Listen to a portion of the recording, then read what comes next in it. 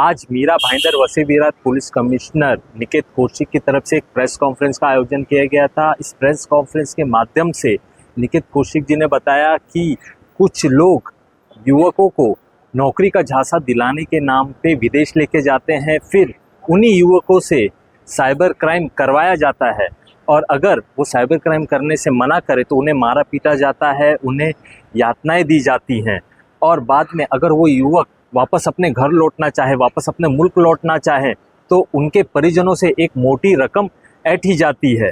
इसी विषय को लेकर निकेत कौशिक ने हमसे बातचीत की है। आइए जानते हैं उन्होंने इस विषय पर क्या कहा। आप सबको मालूम है कि 1 अक्टूबर से पूरे देश में महीने भर का एक साइबर अवेयरनेस प्रोग्राम चालू है।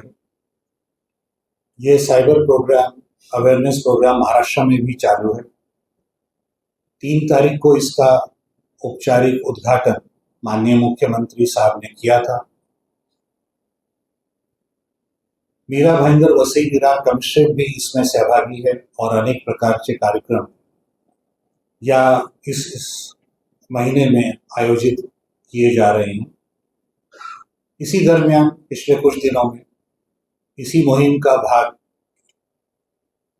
साइबर फ्रॉड्स के बारे में और ऑर्गेनाइज रैकेट के बारे में एक महत्वपूर्ण जानकारी यूनिट 1 को मिली।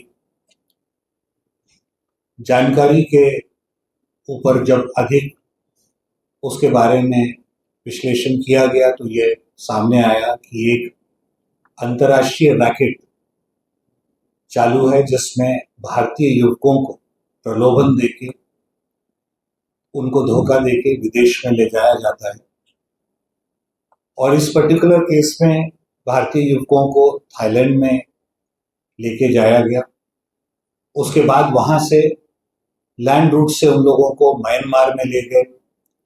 वहां पे आर्म्ड कैंप्स में उनको रखा गया उनकी मर्जी के खिलाफ। वहां पर उन लोगों से जबरदस्ती साइबर फ्रॉड्स उनसे करवाए गए। अनेक प्रकार के विभिन्न साइबर फ्रॉड्स उन लोगों के जरिए करवाए गए, जैसे फेक प्रोफाइल्स तैयार करना, भारतीय लोगों को कांटेक्ट करना, उनकी पर्सनल इंफॉर्मेशन, विश्वास उनका जमा करके उनके बारे में उनकी पर्सनल इंफॉर्मेशन निकालना। इस प्रकार के अलग अलग प्रकार के साइबर फ्रॉड्स उनके द्वारा कराए गए। ऐसा समझ में आ रहा है कि वहां पे भारतीय मूल के और बाकी विदेशी बहुत सारे युवक, उनको एक सुनियोजित तरीके से वहां पे जबरदस्ती रखा जाता है। जो लोग मनाही करते हैं उन लोगों को अनेक प्रकार की यातनाएं दी जाती हैं, टॉर्चर किया जाता है। भारत से कुछ युवक जिन्होंने ये काम करने से मना किया, उनको कई दिन बिना खाने के रखना, पिटाई करना, इस प्रकार की अनेक यातनाएं उन लोगों को दी गई।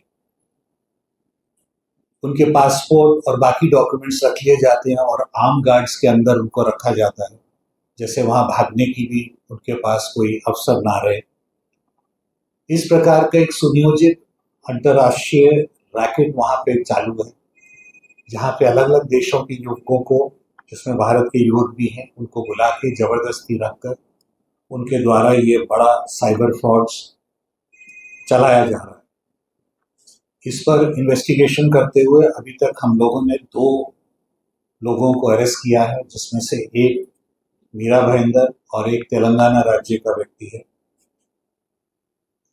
5 और पीड़ित लोगों को आइडेंटिफाई किया गया है, युवकों को। मेरा आप लोगों के माध्यम से मैं सबको इस प्रकार के अन्य पीड़ित जो है उनको आह्वान करता हूं कि अगर उन्होंने पुलिस में शिकायत दर्ज नहीं कराई हो तो वो सामने आए और अपनी शिकायत दर्ज कराएं।